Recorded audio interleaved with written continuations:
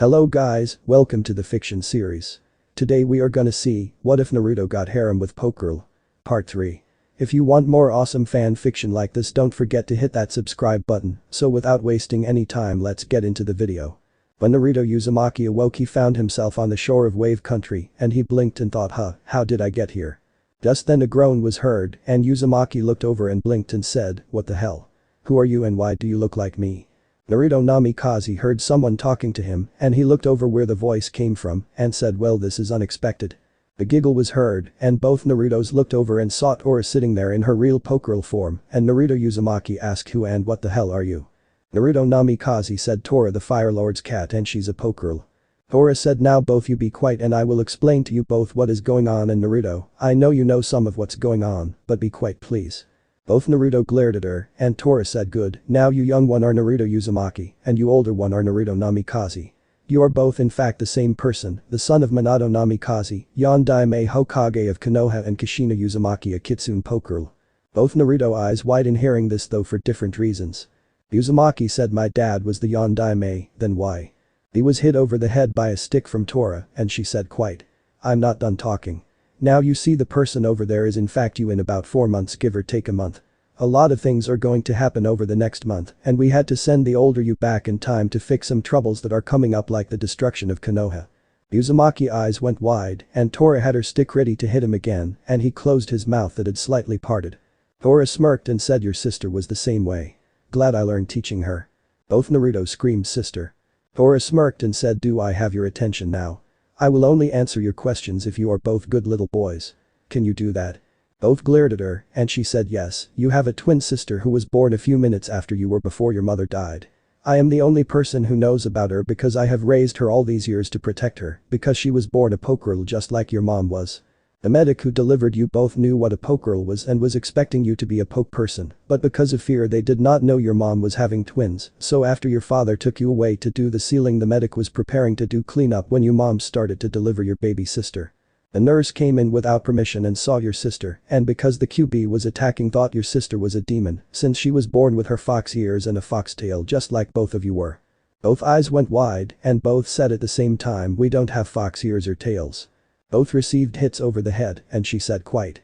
Now the reason you don't know you have ears or tail is because your father, who had studied Pokegirls, had figured out how to do a Kitsune shape shift and drew a seal on both of you, hiding your real looks, but he couldn't hide your whiskers. Those are from your own heritage, not QB. Uzumaki growled and said, why should I or we believe you? As he glanced at Namikaze. Namikaze said, she's telling the truth. I've seen and know enough about what's going on to know that there is no such things as demons, and QB was not an actual demon, but a very powerful Pokegirl that could have been stopped easier if dad would have offered her sex instead of sealing her and us, but there is more going on here than even I know. There is a whole world outside of the elemental nations I saw in the near future, so I know what she's saying is most likely true, but what I want to know is, why did you use the hand signs the Hokage and I created to warn if I was in trouble to tell me to play along back there? What is really going on and why are you telling us about our sister, and where is she and what's her name? Uzumaki frowned and said, well, I don't believe you. Just then there was a red beam and Kitsu appeared, hitting him over the head, and Kitsu said, believe him now. I'm the fox that was sealed inside of you from the day you were born. Making Uzumaki eyes widen. Just then 3 other beams of light appeared and Nina, Rin, and Haru appeared and Uzumaki said, Ino, is that you? Seeing Haru. Haru said, yeah Naruto, it's me. Please listen to your, I guess we can say, older brother and Tora. There is a lot more going on here than you know at the moment. You know what I look like normally, and as you can see I've become a Pokegirl, so please believe and listen. By the way, I can't go by the name Ino anymore because of what happened to me, so I am now Haru Tenshi, and she's not the QB anymore either. Her name is Kitsu and that is Rin and Nina. Uzumaki sighed and said, alright, I listen. Tora said, alright, as I was saying, your father could have saved the lives of everyone who died when QB attacked, but if he did, then the plan that would save the lives of nearly every person on the planet was ruined. The only way he could see to save everyone's life as well as make sure you were not put to death was to seal Kitsu in you while hiding the secret about what she really was. You see, there are people who have been kidnapping women and children and using them as slaves and sex objects for the past 100 years and killing anyone who got in their way, just like Gato was doing here in Wave Country. In order to stop this as well as make it where poke people were not killed or treated as property like we are right now, we have been trying to find the ones operating these black market business and stop them. If your father would have stopped Kitsu that night, then the government, who is partially influenced by those in the black market, would have killed everyone in all of the elemental nations to keep the secret from the rest of the world. Thanks to your actions in the near future, we had to change our main plan to a backup plan, in which we are going to not only expose the existence of the elemental nations to the world, but also expose the existence of Poke people to the elemental nations. That is where you come in. The young Naruto are currently at a disadvantage because you don't know what's going on, and you don't have time to train enough to save your home in Konoha and save all your precious people, so we need you to trust your big brother here to save Konoha along with his Poke girls here. Can you do that to save your friends and family, including your sister and brother? Uzumaki looked at Namikaze and said, can you do it? Naruto said, I will protect our precious people. Even if it cost me my life. Uzumaki sighed and said, very well. I will agree to trust him to save them, but what am I to do? Tora said, since you don't have all the info you need right now, I am going to take you to a place called Sanctuary. It is a place made up of nothing but Poke girls and a few Poke men that have been born that we are hiding from the government, like you, training them to be Poke tamers for what is coming. You will go there and we will take QB out of you, and she will become your first Poke girl like your brother here has Kitsu, and you will start building your own KOF group and train. Namikaze bit his lip knowing how that is going to turn out, and Uzumaki asked, so I have to leave? Namikaze said, just for now bro. Trust me, things are different in the real world. I actually want to go back there. Tora smirked and said, and you shall. We just need you to train with your girls over the next few months and save your village, as well as to beat Gaara and free the Poke girl inside of him like the one inside of you was. I will give you an extra Pokeball to use to free the Poke girl, but she goes to Gaara. I will then inform Gaara about the truth and what is really going on, and then when the time is right, you will be taken from here and dropped off somewhere in the world where you will have to become a Poke master, defeating the gym leaders and as many people as you can. Don't hide yourself, but don't let the government catch you either. What we are going to do is release all the Poke persons who are training and their girls into the world, as well as all the Jinchurikis like yourself here in the Elemental Nation, while having some of the Poke girls released here in the Elemental Nation and each of the other colonies like this one, making it where the government can't hide the truth. With you all on the move, gaining popularity, showing your skills in battle, those like me who are working inside the government will be helping by throwing off your trails, giving false leads. Leaking information about your strengths, making it where the famous Poke masters will be looking to fight you and your girls in battle, forcing those who are working in the black market to also come looking for you and the others, and when they do we will track them from where they came from and where they go after you kick their ass, so we can find out who is really behind all of it while we make. People see Poke girls and Poke men as living, breathing people, not the property a lot of people see us as. Hell, that's how we got Moan 2 involved, and she pretty much hates all humans and most Poke girls as well, and she's willing to help this time. When that happens, the world will be better, and then we won't have to worry about our children being killed if they are born different or have something that makes them look different. I hope you all can understand what is really going on now and what's at risk.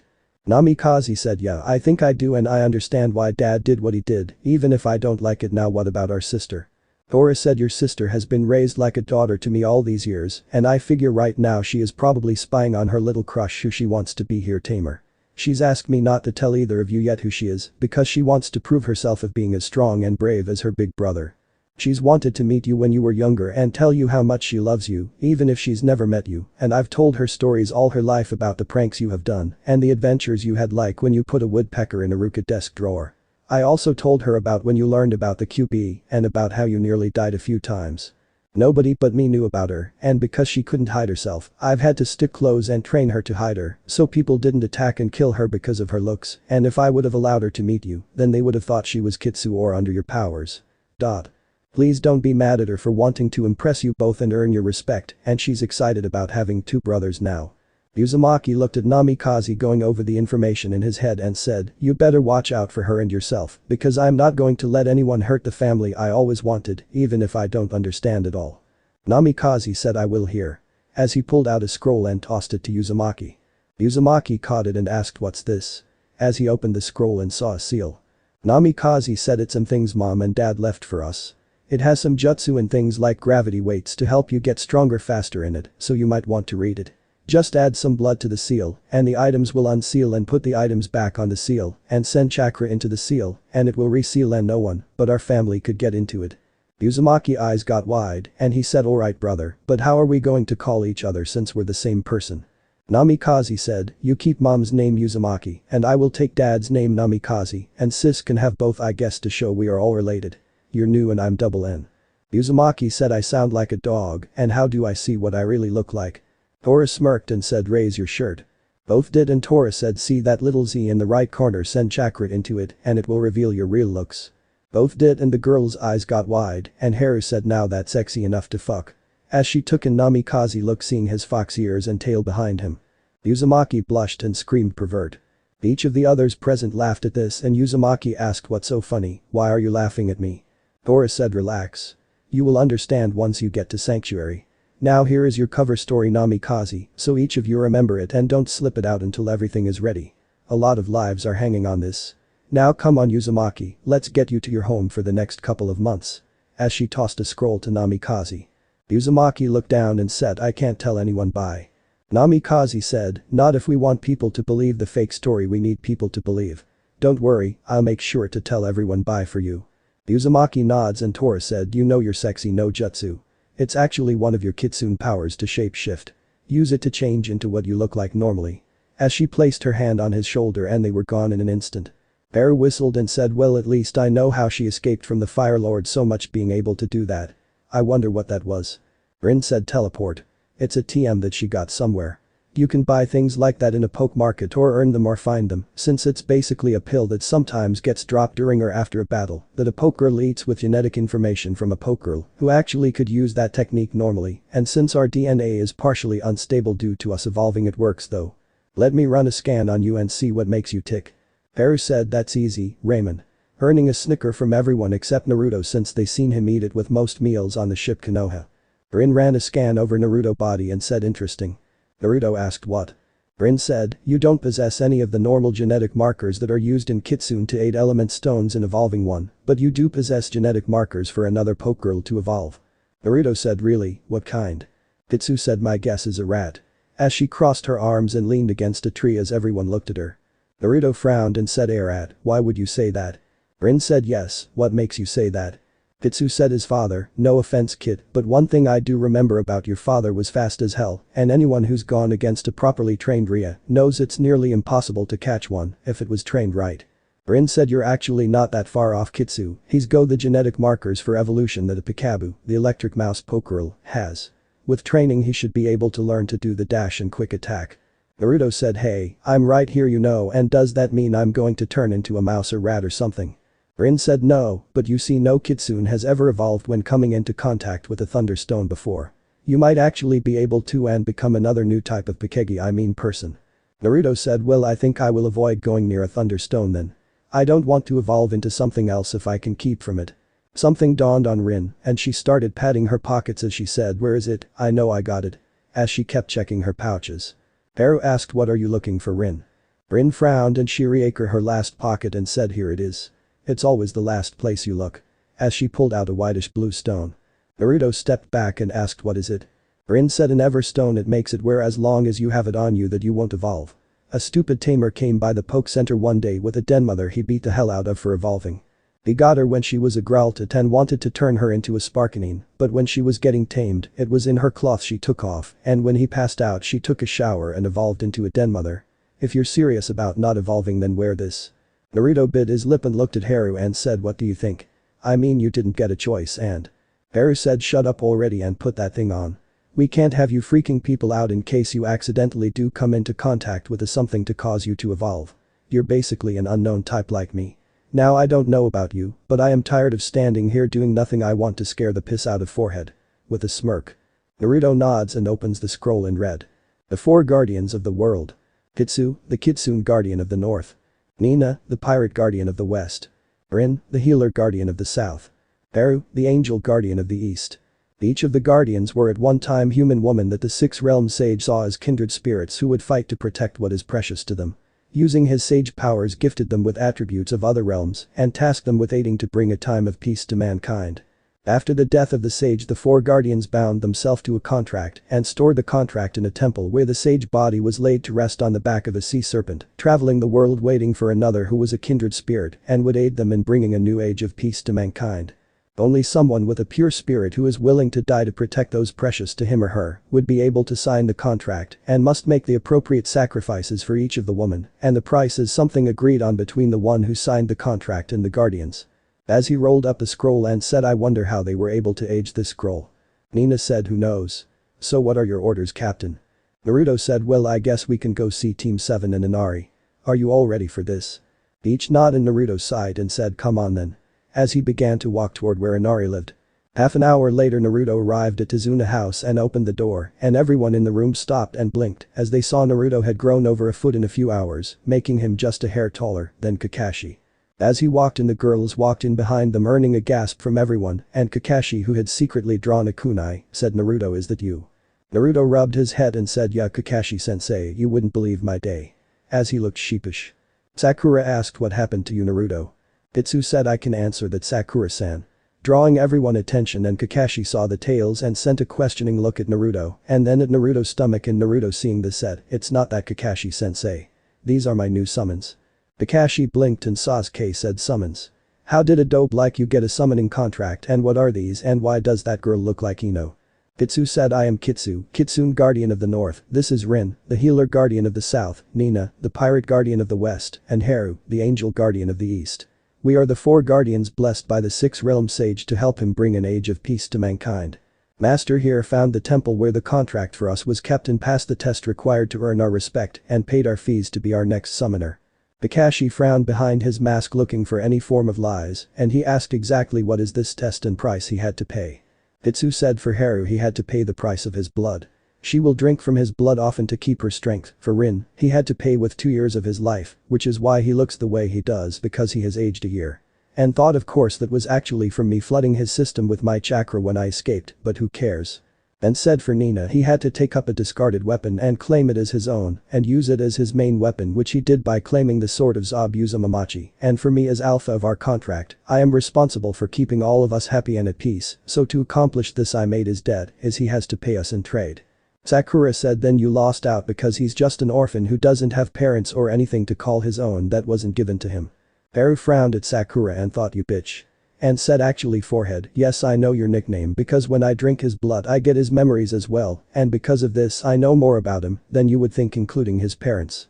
His mother was Kushina Uzumaki, also known as the Red Death and his father was Minato Namikaze, Yondaime Hokage of Konoha. Making everyone but Kakashi and Naruto wide-eyed.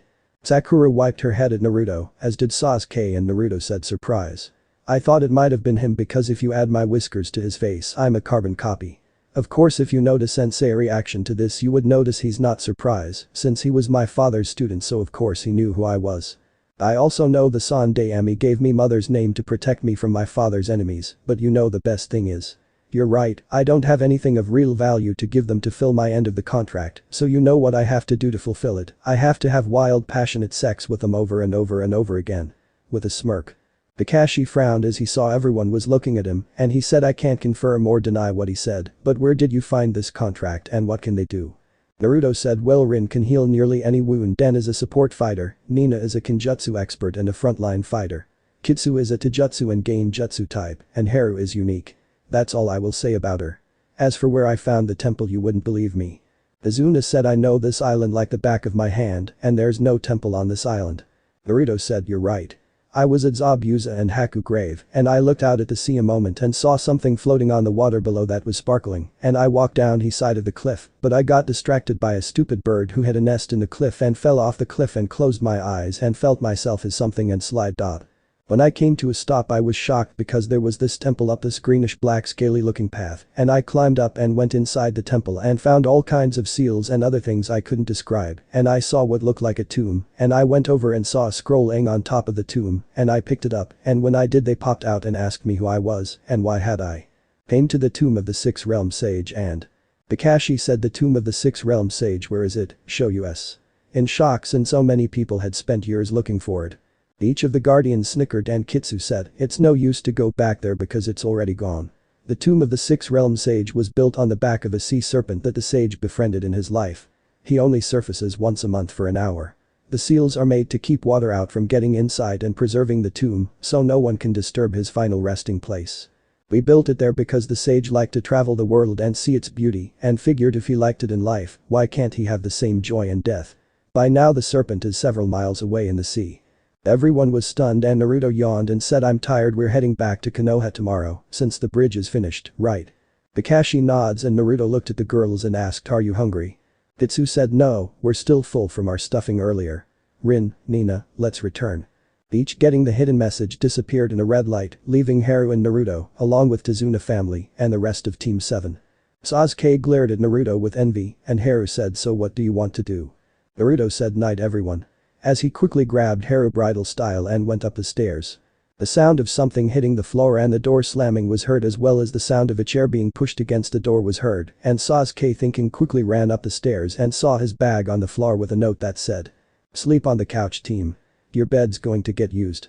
Sasuke started to beat on the door and screamed, let me in Naruto, and don't you dare use my bed with you sluts. Inside the room, Naruto was laying on the bed with a smirk until he heard the slut part and he saw Haru look down on Sasuke bed, and Naruto got up and moved toward the door when a hand stopped him.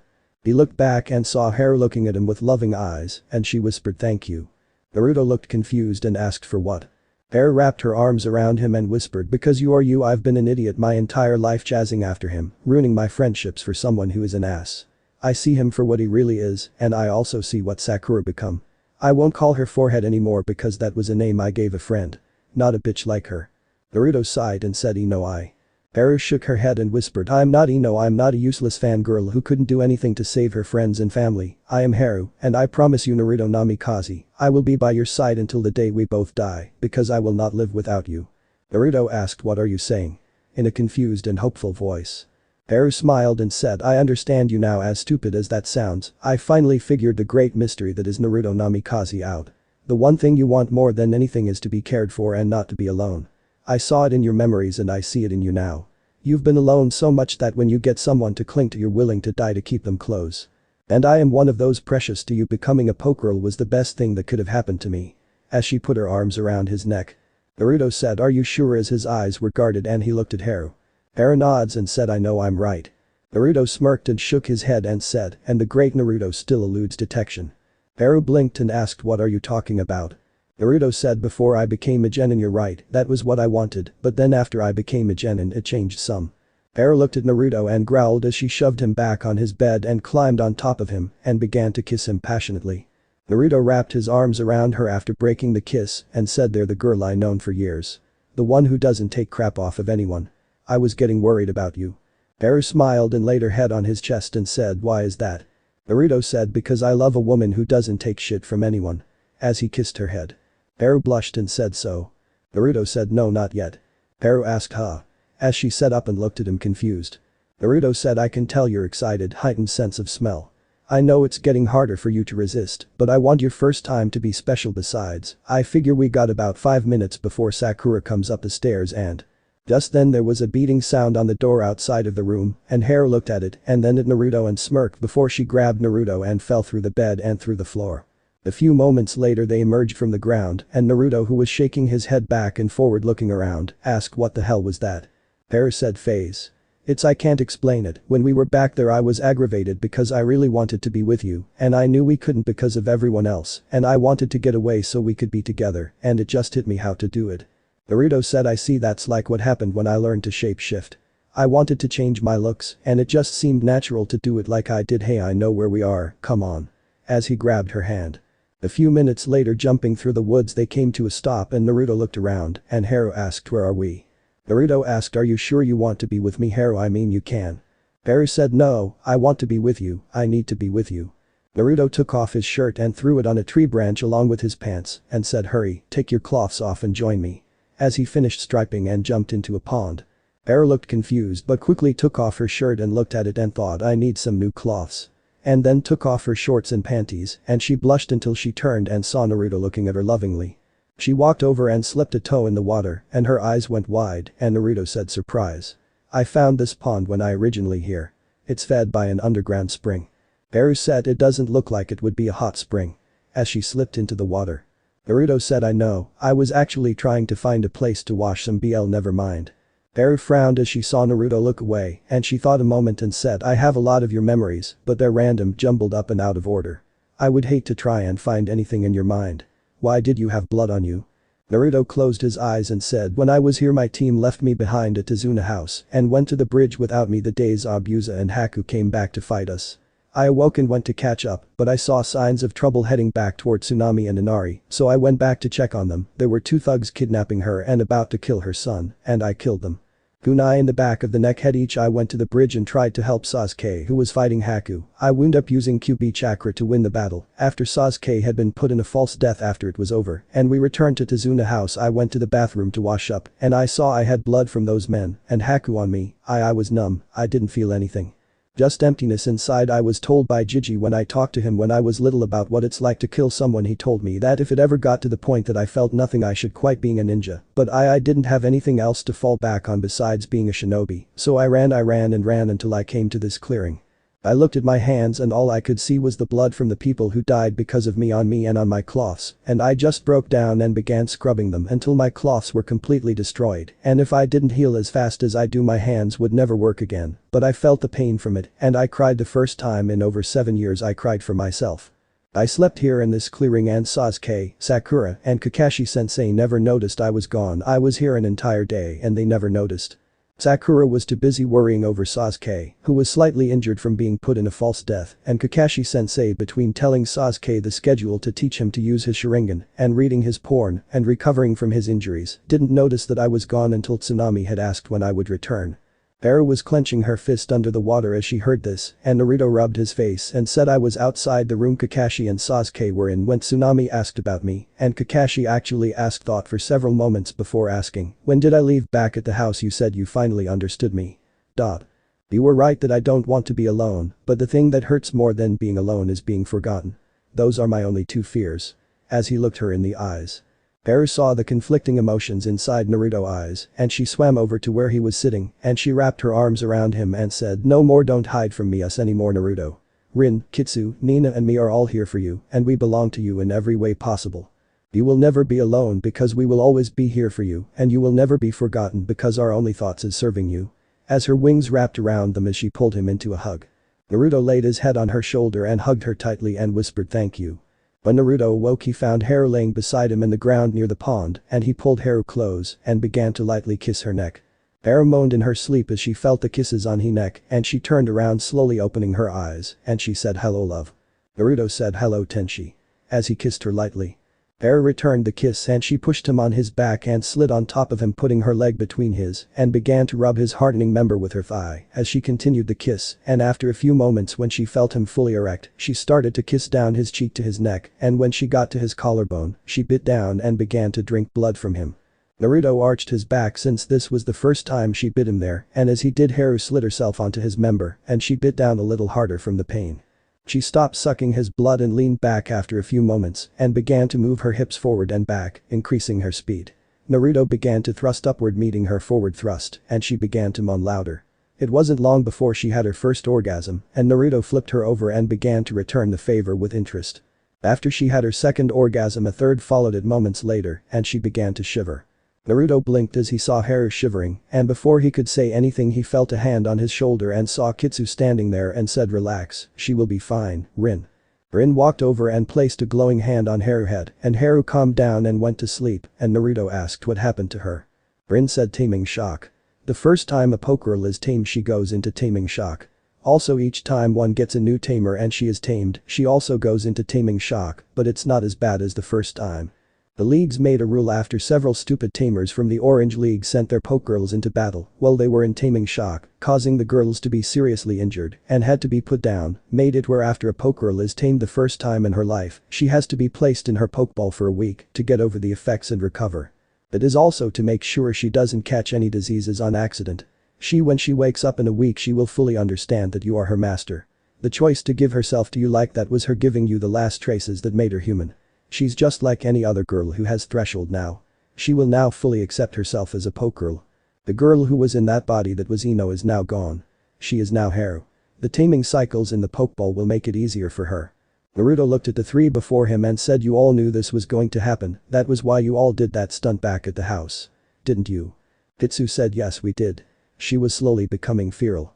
Your blood slowed it down, but she was still moving toward it, and soon she would have lost herself to her more primitive side, and she would still have lost what she lost tonight. We wanted to give her the chance to do it on her terms out of respect for her and you, which is why we gave you privacy like we did. Naruto sighed as he looked at the sleeping Ino, and he walked over and slipped on his cloths and grabbed Haru cloths and set them on top of her body and pulled out her pokeball that had the kanji for east on it and pointed it at her and she disappeared in a red beam. Naruto looked at the others and asked what now.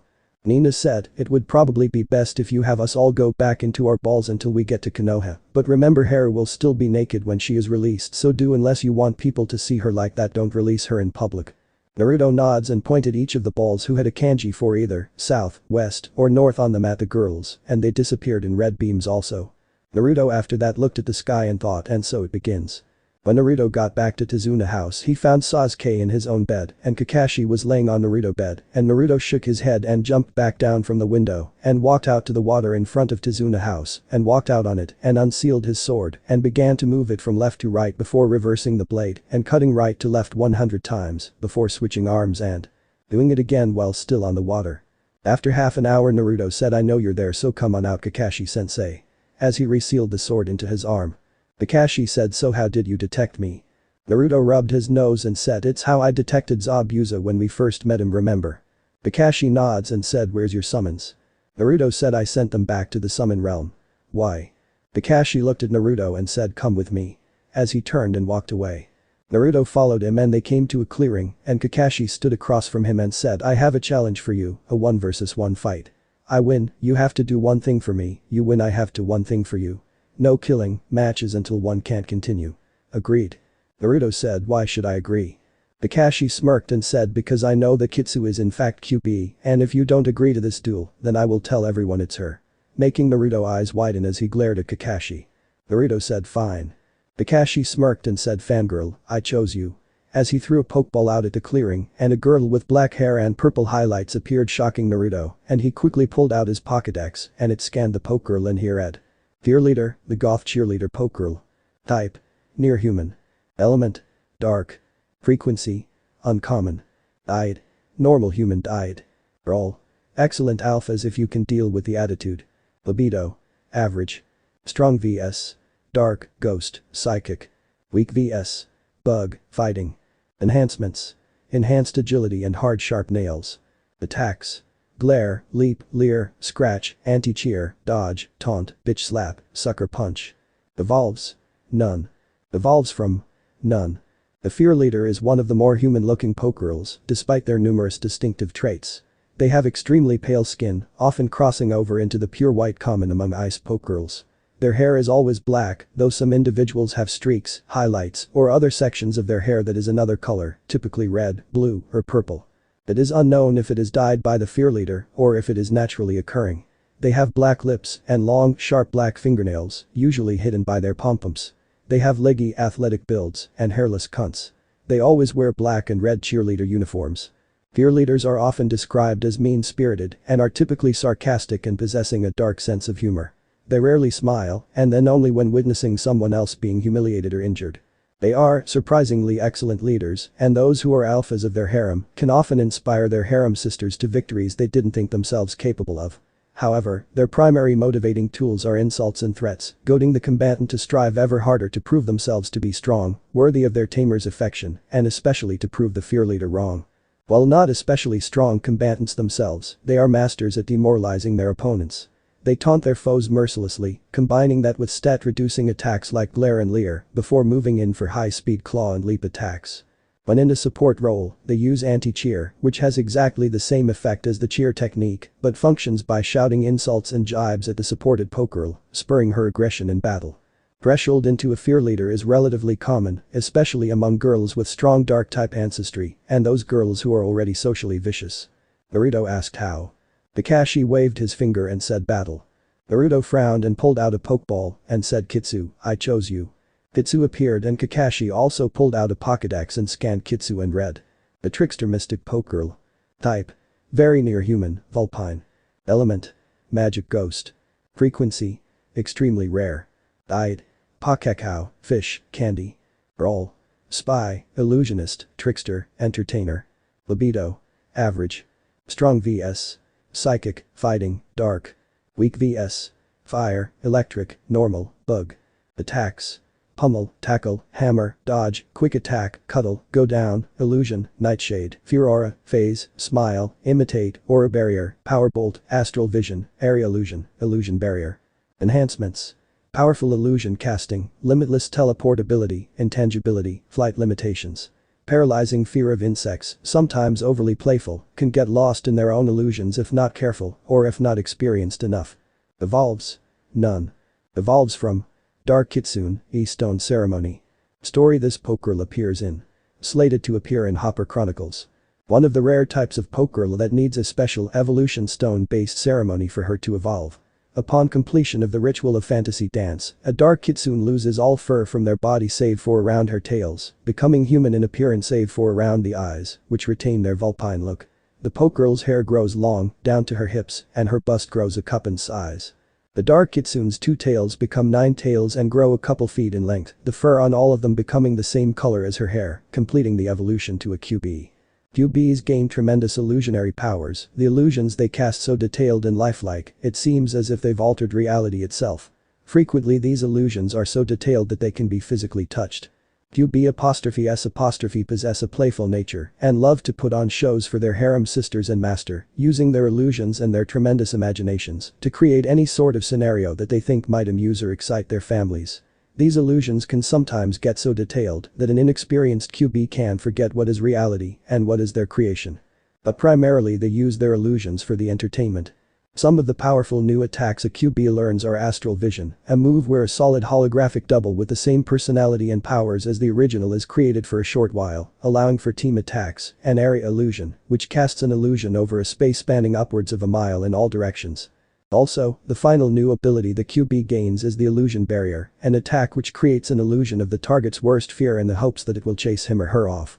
In battle, QBs are still very playful, casting illusions to confuse and frustrate their opponents, using tricks and traps to wear them down for a sneak attack with Nightshade, Power Bolt, or even Hammer. However, sometimes an inexperienced QB gets too beepy and becomes predictable in her illusions, allowing her opponents or their tamers to see through the tricks and attack. Ceremony description.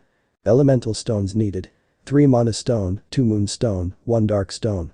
Area and time conditions. Deep within a forest, alone, an hour before midnight on the new moon. Ceremony itself. This must only be performed by the tamer and the Dark Kitsune. During the first 10 minutes of the half hour before midnight, the stones must be placed in a wide circle around the 2, 10 feet in radius. You'll know the circle has been formed properly if energies swirl around them in a ring, merging the 6 stones. After that, the tamer and Dark Kitsune must begin to dance, each one mirroring the steps of the other exactly. The dance must be done flawlessly, each move of the Dark Kitsune mirrored perfectly by the tamer and vice versa, or the evolution will not be complete. Tail movements are not a requirement, as many tamers do not have tails. So far, only one incomplete evolution has been recorded, with a QB ending up with only 8 1/2 tails, but all of her powers intact. Her name will not be mentioned at a request, as she has recognized with her tamer and wishes to live a quiet private life with him. The dance must last until midnight, and if done correctly, the ring will become a column of light, the energies enveloping both Pokegirl and tamer, transforming the Dark Kitsune into a QB. Kakashi asked, I see you haven't actually done any duels yet. Naruto said and. In a neutral voice. Kakashi said fangirl, anti-cheer. Fangirl said a idiot picked a stupid bitch like you out of pity huh. I bet all you can do is make yourself look good with stupid illusions, and you what kind of idiot takes a fully evolved Pokegirl like a QB and enters her into battle without ever battling with weaker Pokegirls first. Both Naruto and Kitsu became pissed and Naruto said Kitsu, quick attack. Kitsu dashed forward and went to slash at Fangirl's ribs and Kakashi said fangirl leap. As Kitsu nearly reached Fangirl jumped in the air, shaking her pompons and doing a split, causing Kitsu to miss her strike and fall to the ground. Naruto quickly said Kitsu, smile, imitate, tackle, cuddle. Kitsu smirked at Fangirl and winked before she jumped in the air doing a split while turning upside down and leaped off the tree branch she used as a springboard and tackled Fangirl to the ground and puddled her close into a hug, holding her tightly. Kakashi smirked and said Fangirl, use plan 6. Fangirl glared at Naruto and said I don't know which one of you two I think is the worst fuck, the skank here holding me or you pencil beep. As she sucker punched Kitsu in the ribs and then leaped away and bitch slapped Kitsu. Kitsu became pissed and she cast an illusion over herself making her disappear and Fangirl began to look around before she was tackled to the ground as Kitsu began to pummel Fangirl's head in while saying listen here you stupid bitch. Say all you want about me but never insult my master.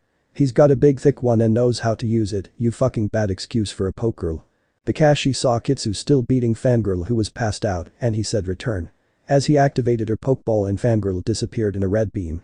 Naruto glared at Kakashi and Kakashi said you won, so what do you want? Naruto said answers, how the hell do you have a Pokegirl and why did you challenge me? Kakashi tossed the ball up in the air and said, when I was your age I was already a jounin and I had my shares of fangirls. One of them was the girl you just saw. She was on the genin team your mom taught with Guy and another person who died in the war. Your parents realized that she was a fear leader Pokegirl and she attacked me one day and I defended myself nearly killing the girl. If they wouldn't have caught her in a Pokeball, Kushina-sama healed her and tamed her and then resealed her in a Pokeball and your father sealed the Pokeball into a scroll. When I was asked to go through your parents' things after her attack on the village, I found the scroll she was in along with the Pokédex and a book to explain about Pokegirl.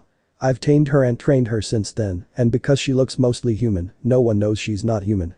Naruto said well that explains how you got her, but why did you challenge me to a duel? Kakashi said, it's the first time I seen another Pokegirl and wanted to try an actual duel. With an eye smile causing Naruto to face fault. Naruto said you're not going to tell anyone the truth are you? I mean there are things I'm not allowed to say and the Hokage is involved. Kakashi said nope, as long as we can have a battle again someday. Well it's late, let's get some sleep. As they started toward the house. Kitsu asked why are you not upset about me killing all those people Kakashi? Kakashi said because I know you were feral and I know Minato-sensei knew it as well. Why he didn't tame you I don't know, but I do know there is more going on here than I think so I won't blame you for that. Naruto said you're right, there is. I only know a little myself, but I can tell you to keep your Pokegirl with you and train her when you can because there is something going down and it is going to be big. What I don't know but I was told to train my girls hard to be ready for it. Kakashi nods and Naruto freed Rin and asked can you heal Fangirl and Kitsu? Kakashi stopped and Rin said sure, please unseal her Kakashi. Kakashi did and Rin hands began to glow green and in 5 minutes healed Fangirl and then healed the small scratches Kitsu had. Kakashi said thanks. Naruto said no problem sensei, let's go, team and his Fangirl are going to be ready to go in the morning. Kakashi said looks like you got the best Fangirls though causing Rin and Kitsu to glare before they went back into their Pokeballs and Naruto to face fault. Kakashi laughed until they made it back and went to bed. That night Sakura woke in a void of white and she looked around and thought where am I? The woman with grey skin and dark grey hair and a tail half as long as her legs appeared and a bubble of energy appeared around Sakura before Sakura could say or do anything and she was carried into the void. Soon she stopped at a spot and several other bubbles appeared each holding a different girl. One had Ino, Tenten, Hinata, Kushina, Kitsu, Haru, Rin, and Nina. Then one appeared with a sleeping Naruto Namikaze in a pair of boxers with his fox ears and tail showing, and then another bubble appeared with a younger looking Naruto Uzumaki, but this one instead of having blonde hair, had yellow hair with streaks of white in it and he had two tails both yellow, but the tips of one was red and the other was blue. The figure in grey turned and the two orbs that held the two Naruto floated above her and she looked at each of the girls there and she said without moving her lips, some of you may know who I am or at least suspect who I am. For those of you who don't, I am Moan too. This is a power I have called Dream Time where I can control the dreams of myself and others and I use my powers to bring you all here if you annoy me, I will kill you here and you will die in the real world. The bubbles you are in cannot be destroyed and will never run out of energy, so unless you all pay attention and be good girls, I will kill you. I have brought you all here because of the two above me or more specifically the one on the right with two tails. The one on the left is the same person as the one on the right except he is from 4 months in the future and yes, when I say future I mean future. Like me there are others in this world who have extremely powerful abilities and some of them include time travel. Now sit down, be quiet and watch, and after everything is over I will explain to you better why I brought you here. As she looked at Naruto Namikaze and a grey beam of energy hit the bubble he was in and he arched his back and screamed, causing all those who knew him to flinch and scream to stop hurting him. After a moment he stopped screaming and gasped for breath as a black bubble rose out of the bubble that he was in and floated into the air and exploded and everyone blinked to find themselves in front of the Ninja Academy. Naruto Namikaze frowned as he recognized this and watched as his memories replayed. The girls watched as people made fun that Naruto failed the third time and then they watched as Mizuki came and offered him another way to pass. They then watched as Naruto learned the truth about the QB and why he was hated.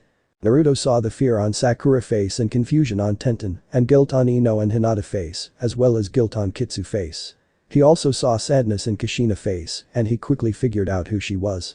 After that they saw how he was treated by the village and his teammates, leaving him tied to the logs until Tora the cat came and used her claws to cut his ropes and still in her cat form after he was asleep. Sakura frowned at this as some of the others present shot her dirty looks and Kushina smiled slightly seeing Tora. They watched a wave mission and then Naruto meeting Haku and then killing the two men using QB power and Haku dying, at which time everyone felt bad for Naruto. Then they watched as Naruto had his mental breakdown and Haru looked down as she saw Naruto scrubbing his hands until they actually bleed. They watched as he returned and nobody notices. At this time the video stopped and Moan2 said I am sure Sakura by now is thinking that last part didn't happen and to her she's right, but like I said he came from over 4 months in the future and this is what happened originally. Then the video that was filling everywhere they could turn in the void showed the Chunin exams including him passing with a blank paper and all the girls were shocked seeing themselves taking it and Ino smirked as Sakura frowned being took over by Ino. They watched a forest of death where Naruto made fun of Anko and then they saw as Team 7 was attacked by Orochimaru and Naruto got ate by a snake, blowing it up, Naruto coming back and Sasuke getting the curse seal. Then they saw Naruto meeting Kitsu for the very first time making the regular girls blush. They watched as Sasuke used the curse seal scaring the girls, making it to the tower with just a little bit of time left, thanks to Kabuto help, the matches in which Sakura and Ino both screamed we tied. Enten saw her defeat at Tamari hands and she thought I will not repeat that history. Hinata saw her defeat at Neji hands as she looked down. They then saw as Kakashi pushed Naruto away so he could train Sasuke and Naruto hearing Kitsu and then his freeing her from his stomach with a pokeball and her forcing herself on him. Then they saw Naruto walk into the Chunin exams where he showed everyone the truth about Pokegirls and each of the girls were shocked by this and then they saw as the Sandaime tried to stop him and Naruto, escaping nearly being killed by the attacking army, making it to wave, having the Konoha built, learning to sail, training, discovering Ino. Hearing about Choji death and Shikamaru's sacrifice, taking Ino with them, Naruto saving them from the storm, the pirates, meeting Nina, giving Ino a sunscreen rub down, Ino being embarrassed by Nina for showing where her period was showing, Ino being attacked by a vampire, Naruto clones attacking the vampire, while Naruto tried to get her to the island to save her. Meeting Rin, the temple where Naruto nearly died to save Ino, Rin saving them, Ino transforming into a Van Hell slut, Ino learning about herself and her need to feed off of Naruto blood, Naruto taming Rin, Kitsu, and Nina, training, then meeting the government in which all the Genins were ready to kill Tora now that they knew the truth. Then threatening to kill everyone in the elemental nation shocking the girls, waking up in Wave, meeting his younger self, learning about his sister and Kitsune heritage, meeting Team 7, Naruto taming Haru, earning a blush from the Genins then Naruto dueling Kakashi and going to bed. After this was over Moan2 walked forward and said now I am sure you all are shocked by what you all saw and it was all real. But that is not why I brought you here, for I felt older Naruto using the QB chakra after the one who is now called Haru was attacked by a vampire and I had not felt such dark emotions in a while, so I decided to investigate. I watched as you went to the island where she became a Van Helslet and I was intrigued since she was so unique and decided to follow some more. Then I saw the little show that was displayed for your benefit and when you were to be brought to the past I snuck on board and came with you to investigate. Now there are some things you should know about time travel like this. Right now you all think there are 2 Naruto in this timeline, there are actually 3 of you in this timeline. When a person time travels the events that they originally experienced still happens and until the day that you came back in time there will be 3 Naruto. Since the original history was changed there will be 2 Naruto after that time. Right now there are 3 Ino and 2 of me in this timeline. We exist as ghosts to each other which nobody can see but their existence is felt. The vampire that bit Haru, at the moment she drank her blood originally she will get the memories from that Ino and remember Naruto fighting her and her, declaring she will get revenge on him for destroying her arm. At the moment Ino became Haru in the temple the priestess will remember performing the ritual and being attacked by the nurse Joy who will most likely die for it. Also the pirates will remember you sinking their ship and Nina leaving them to join your crew and they will most likely kill her and there is nothing you could do about it. She stopped and let everyone think it over and Naruto thought does that mean that we can't save everyone in Konoha? Moan2 heard him and said no Namikaze, that is not what I meant. I do mean though the moment in time when you revealed the existence of the Pokegirl world to them will be like a waking dream to them as they get those memories and everyone will experience a sense of deja vu around them for the next 4 months in the entire world. Most will shrug it off and go about their business, but those who interact with you will have other reactions. It is why those who have the ability to time travel nearly never go back in time as short of time as the ones who brought you here or take more than themselves at all possible. They usually go back 100 years or go forward 100 years just to make it where anything they change will be small and not affect the world. You can still save your village or they can save themselves, since they will have memories of events happening and they will warn themselves not to do something, but it's all really confusing and it's not the reason I came here. She looked at the sleeping Uzumaki and she said the younger Naruto that has two tails, he was supposedly going to Sanctuary, but after I heard that cat Tora said that I was involved in this little play I decided to act. After she left I intercepted her teleport and after scanning her memories I found some interesting things. Did you know that the world government has nearly no knowledge of this world and that those men who said they were with the government were actually clones of another person who was pulling the strings? Did you also know that the Sandaime Hokage has no knowledge of Tora being a Pokegirl? Making everyone wide-eyed. Naruto said, what are you talking about? In a confused voice. Moan 2 said, your sister there, you were told how your mother died giving birth to her and that she has raised her all these years. She did raise her and she is your sister, but your mother didn't die like she said she did. Tora, following the orders of her master, killed your mother and kidnapped your sister. Making everyone wide-eyed. Kushina screamed, no, you're lying. The black bubble floated over and displayed for everyone to see as Tora killed their mother after Kushina, who was born looking like a normal girl. Kushina said, but I have always been a Pokegirl since the day I was born. Moan 2 said, oh, and I suppose your brother always had a tail and fox ears, huh? Until he was knocked out with his girls he didn't have them. The same thing that happened to you happened to both Naruto Uzumaki and Naruto Namikaze. Tora, following the orders of her master, gave you a shot that forces threshold. Then all they had to do was add a tiny seal to the already existing one and they make you dance through their little hoops. Naruto clenched his fist as Kushina cried and Naruto asked, why are you telling us all this? Moan 2 said, simple. After I took Tora memories and took Uzumaki, I checked his memories and I found out from checking your memories that he could evolve, so I gave him a Thunderstone to see what he would become. Considering the truth, there has never been a male poke person, we have always been female. That was more of the lies that was weaved to make you do what our master wanted you to do. Naruto said, which is? Moan 2 said, now where would the fun be in that anyways? After your little brother awoke and I showed him all your memories, plus the ones of Tora, I talked it over with him and because he evolved and became unique, he has taken a new name for himself. He feels that he has had everything stolen from him including his name, family and life because he knows the things I haven't told you, so he now calls himself Minato, Raiden, Flying Thunder Fox. The first and only one. If you Naruto try to evolve into the same type as him I will kill you, so don't evolve with a Thunderstone ever. As she looked at them with narrowed eyes, making all of them gulp. Moan 2 said, good, you're all behaving, so I will make this quick. Now you see Raiden was actually being kidnapped to go to Tora Master and where he would have the QB that used to be in him taken out and most likely killed since they don't need him anymore since they have you. I took the QB from him and gave him to Tora to take to her master because I want to see what he is working on to come to pass. You see, the shot that caused you to threshold is something created by Sasuke. If you want to know why and all that, you will have to talk with the Sandaime Hokage since he actually knows some of the truth, and trust me, you're in for a shock. As she smirked, enjoying their mental state they are in from all the info. Moan 2 said, now that shot or virus more actually is something that can become airborne real easily and Tora Master is planning to do just that very soon. When that happens, any human female under the age of 20 and over the age of 10 who has at least 30% Pokegirl DNA in them, when they come into contact with this airborne virus, will threshold into a Pokegirl. Each of you humans fall into that category. Making the genin girls wide-eyed. Moan 2 saw the fear in the girls' eyes and said, yes, you all will threshold along with about 60% of all the females in that age group in the elemental nation, and there is nothing to stop you from becoming Pokegirls. Normally I would let you threshold like any human, but out of respect for Raiden, since you four actually showed him some kindness at a young age, like you Tenten taught him the proper way to throw a kunai when the teachers at the academy showed him wrong. And you gave him a flower starter set for Christmas when you gave gifts to everyone in your class, which he has taken care of all these years, which saved his mind from all the hate. You Hinata gave him a few kind words that made him feel better, and you Sakura were the first to acknowledge him before you went in the academy and called him a friend and said thank you when he ran off the bullies that were picking on you once. For this reason, and only this reason, I have decided to give you a more humane chance. Normally you would threshold and would only have a short amount of time to find a tamer before you go feral, and most likely get a tamer who would abuse you and use you before throwing you away. I give you a chance between now and the time Tora Master decides to release the virus to find a tamer you wish to be with, and I will help you threshold so that way you can do like Haru did and give yourself to your tamer under your conditions, and not because you're a horny beast like Kitsu did the first time her and Naruto were together. Kitsu teleported out of her ball and bowed quickly on all fours, showing she wasn't about to attack, and she said, forgive my rudeness Moan 2, but I have one simple question that will answer everyone's here questions, may I ask it?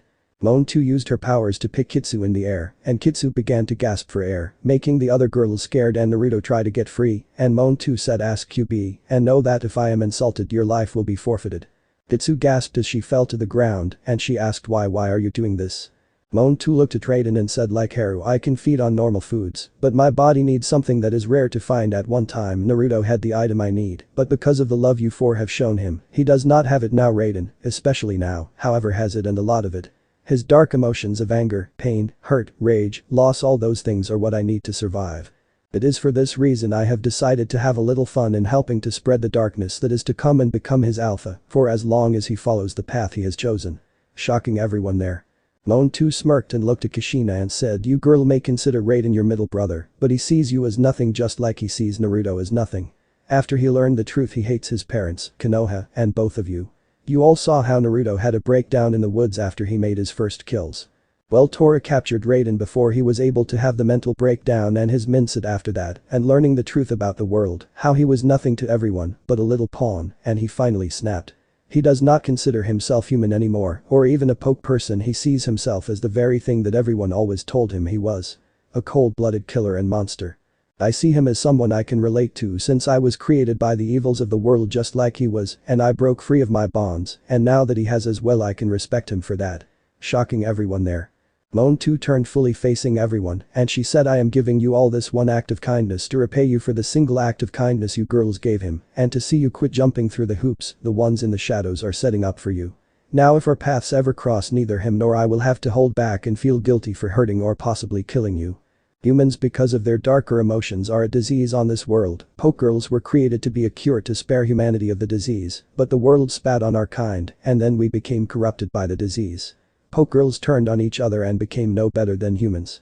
It is why I hate most Pokegirls and nearly all humans. Only those who have seen the face of evil in human and Pokegirls can truly understand the pain the world has. We decided we're tired of letting others dictate the world around us and Raiden and I decided to get involved as well. We plan to bring a new age to this world by destroying first the disease known as humans until they have become extinct. Feel blessed that you will not be human when we meet because in the coming times every human we defeat will be judged by us and most likely die. To say that everyone was shocked to the core would be an understatement. Moon2 said, you can do whatever you want. For the humans here when you wake up you will find a red and white ball called a Pokeball and a red square box called a Pokédex along with a book explaining the history of the world as well as rules that the government has set up for legal battles. Read them and when you turn on the Pokédex the first thing you will see is what kind of Pokegirl you will threshold into so you can prepare yourself. It is your choice to threshold on your own or when the virus is released. When you are ready to become a Pokegirl press the white button on the Pokeball and it will capture you and a modification chip I placed on them will force you to threshold. I would suggest having the person you want to be your tamer nearby though so people don't attack you. Well that is all. Have fun and do not try to stop us or you will be dealt with.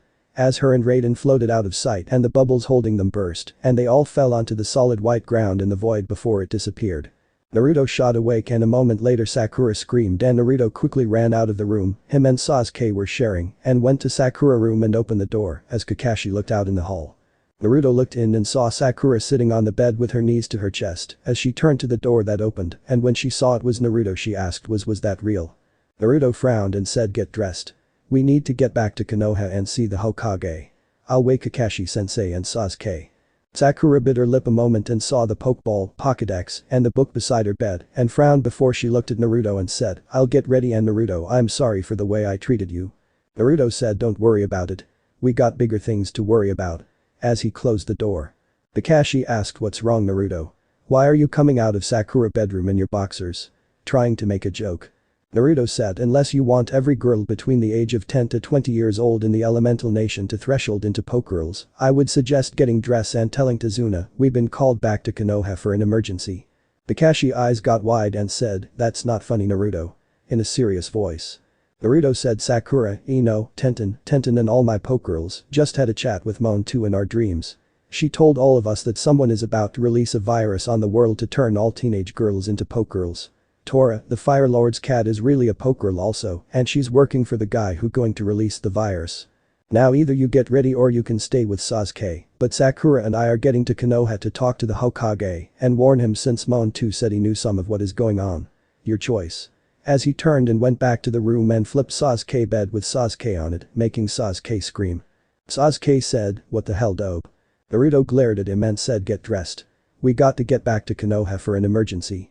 As he began to get dressed, Sasuke frowned and Kakashi stuck his head in the door and said, "Do as he said, Sasuke. It's an order. We leave in 20 minutes." As he left to get ready himself, Sasuke frowned and looked at the clock and said, "It's only 4 a.m. Why do we have to get up so early?" Naruto threw a kunai that hit the wall beside Sasuke's head and said, "Good enough reason, team." Sasuke gulped and nods as he thought, why the hell are the dope's eyes red? As everyone stood in the living room getting ready to leave, Tazuna said, "Well, I'm sorry you all have to leave at such an ungodly hour, but I understand that you received a request from another team that is nearby and you're the closest team." Kakashi said, "Thanks for understanding, and I will ask the Hokage to give you a small discount for being put out like this since we are leaving a few hours early." Naruto quickly pulled out one of his pokeballs and threw it, and Nina appeared and Naruto quickly whispered in her ear and she said, "Are you sure, Captain?" Naruto said, "Yeah, if I need you then I'll summon you." Nina said, "Right, Captain, you can count on me."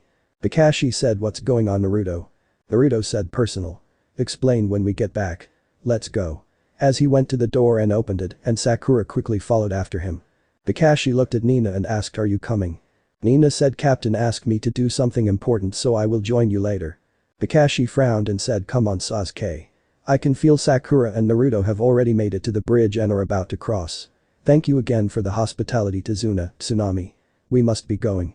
As he walked out after Sasuke and took off.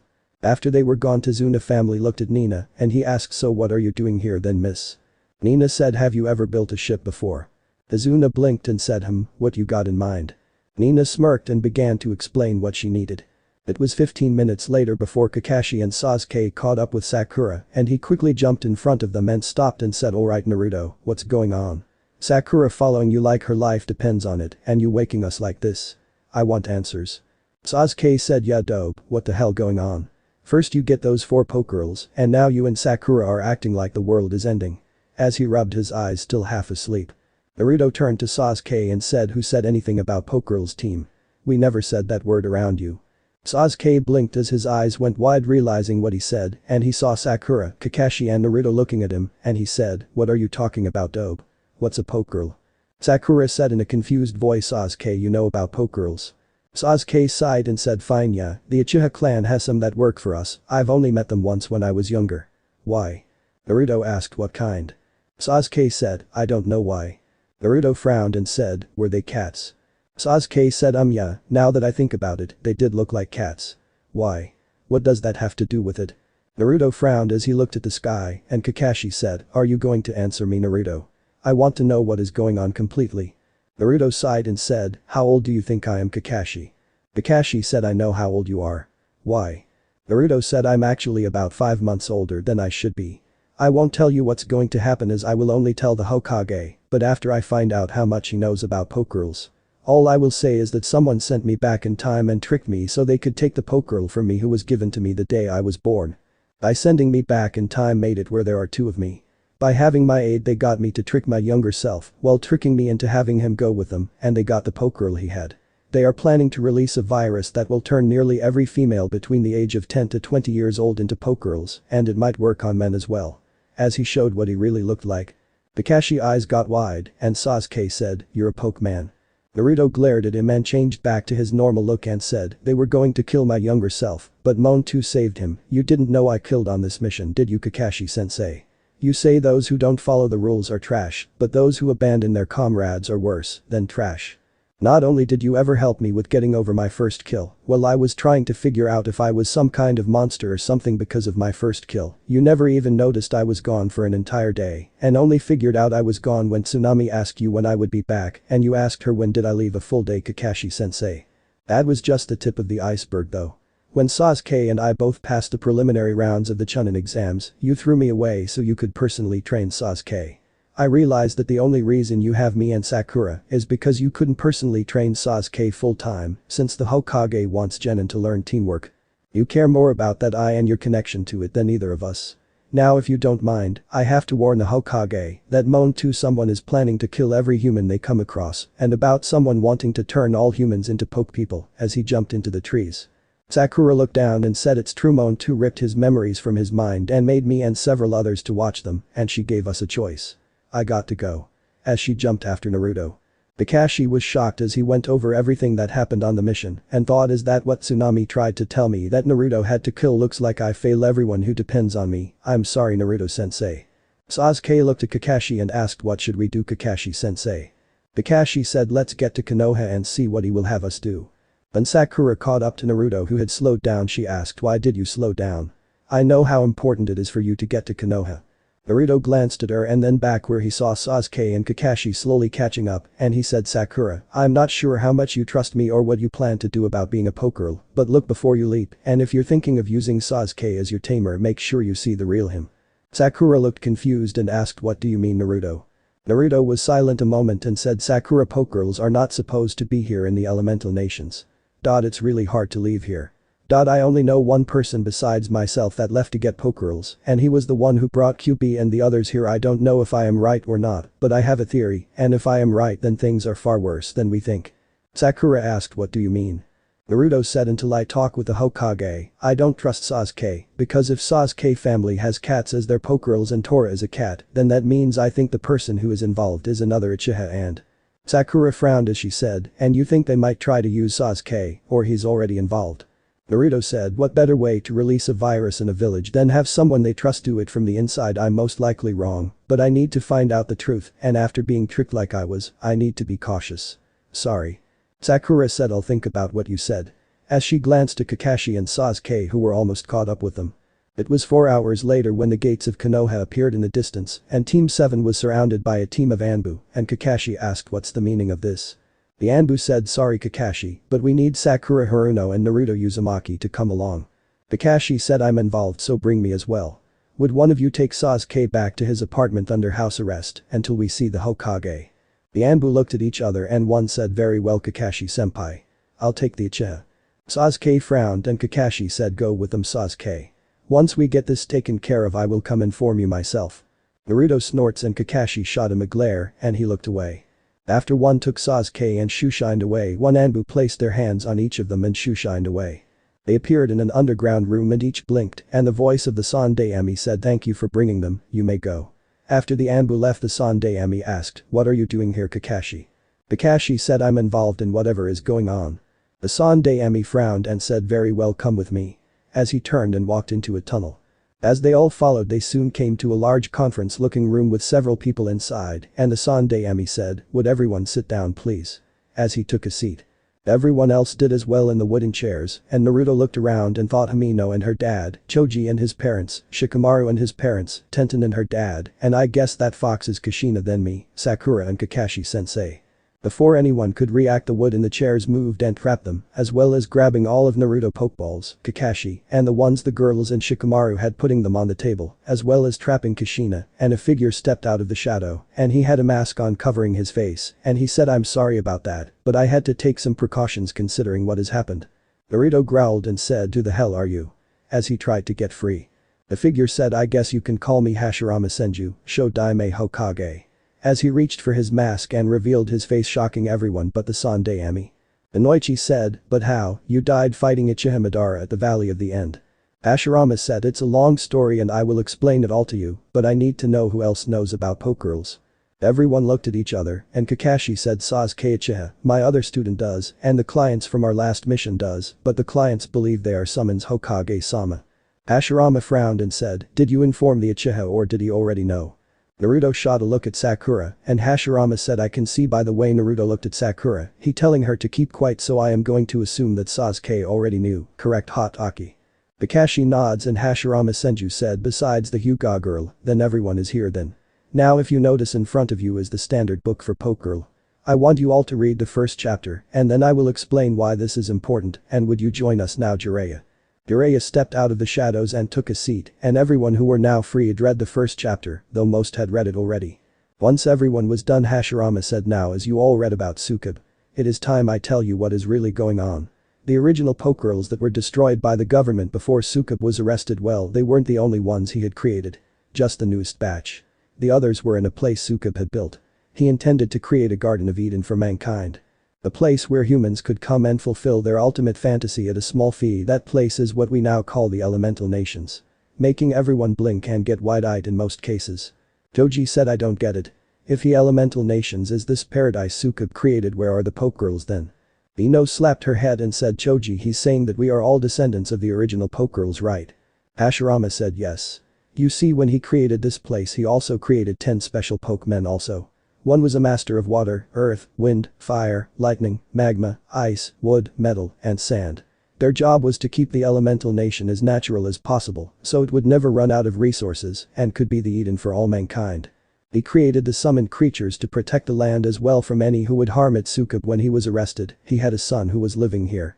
After Sukub escaped from prison, he created what the rest of the world knows as Pokegirls, and while the government of the world was focusing on stopping Tofana, he had his Pokegirls kidnap hundreds of male children under the age of 4 from orphanages, and they were brought here to live. It was his plan for all human life in the world to die, and like one of the stories of how life began, for mankind to be born new, free from the sins of the past, living in the Garden of Eden, free of sickness and disease. That was why he created the bloody flu to wipe out mankind. And the Red Plague was created to wipe out the creatures that are known as Pokegirls, so that after nature had reclaimed the planet, the descendants of his original creations would bring about a utopia for mankind. Naruto said, obviously something went wrong. Hashirama said, you're right, mankind didn't die out, and Pokegirls had just as high of an immunity to disease as originals. Because of the war Sukub had with the world, he never returned here, so people lived out as they thought they should, and as time passed all the original girls died off and forgot about the life outside of the elemental nations. The only ones who remembered what had truly happened here were the 10 guardians. Sakura said, you're one of the guardians, aren't you? Hashirama smirked and said yes. I was the one who was guardian of the woods, and my brother, Tobirama, was guardian of water. In fact, the Shodaime, Nidame, and Sandae Amikage of Iwa, Suna, and Konoha were the 10 guardians. Shikaku said, pardon me for asking, but if what you're saying is true, then why was there war between the villages? The Sandae Ami said, Madara Uchiha, the guardian of fire. Hashirama said, unlike the other 10 guardians, Madara felt angry with our life here because all of the other guardians were created to create things and worship for it, while he was created to destroy the old and useless. On top of our duty to protect the world here, we were also to protect the son of Sukub. After he died, we protected his children and their children. Madara had enough by then, and he tried to kill the descendants of Sukub. The other 9 guardians defended the children, and we defeated Madara, and we thought he was dead, but he survived, and he began to look for a way to get his revenge. That was when the 6th realm sage appeared. The clone of Sukub himself that he had created and hid to check on the evolution of the world and see if we were ready to go out into the real world to build his utopia. What he found there changed his minds, and he knew that if the world discovered the truth of the elemental nations, they would destroy us, so he came back here and gave us the ability to use chakra to defend ourselves. Kakashi said, so the 6th realm sage was in fact Sukub clone. I never would have expected that. Hashirama said no, and since nobody else knew the truth anymore, we let people believe what they wanted. After the clone died, Madara returned. By this time he had created a clan loyal to him, and he began what is now known as the clan wars that lasted for over 200 years. Madara believed that all the descendants of Sukub were dead because he hunted them down and killed them. Naruto asked why would he be so interested in killing the descendants of Sukub. Jiraiya said because of this. As he pulled out a small case and inside were pills. Ino asked what's so special about the pills. Jiraiya said it's the entire knowledge of Sukub. It tells how to create and destroy Pokegirls, how to create and destroy summons, as well as how to enter the other realms where the DNA for the Pokegirls came from, as well as how to make the Pokegirls loyal to someone. Shocking everyone. Kakashi said, then if he wants it so bad, then why don't you destroy it, Jiraiya? Jiraiya said, I can't, you see I am one of the descendants of Sukub. At this Ishina said, no wonder you're a pervert. Jiraiya said, I'm not a pervert, I'm a super pervert. With a smile. Naruto said, then why don't you destroy it, Iro-sanin? Making everyone snicker as Jiraiya face faulted. Jiraiya quickly stood up and glared at Naruto, whose blue eyes turned red and glared back, and Jiraiya frowned and said, you're the reason I can't destroy it, Naruto. There is a pill missing. The pill contains the information on how to turn someone into the poke person. These pills are also the only defense the elemental nations has against the world government. When Madara left the elemental nations and got what we refer to as the Biju and brought them back, the world government also found out and came back here to investigate what someone was doing with those legendary Pokegirls. They helped to defeat Madara, but the world here had been influenced by their brief encounter here, so the Guardians created the legend of the Biju. They investigated what was going on here and using a physic Pokegirl who read the minds of guardians, learned who and what we really are, and my father fearing what they would do, revealed himself as the last descendant of Sukub and revealed the case with the pills I showed you. He told them that if they tried anything to the people here that he would use the pills to create a stronger red plague and bloody flu and destroy the world. A compromise was made.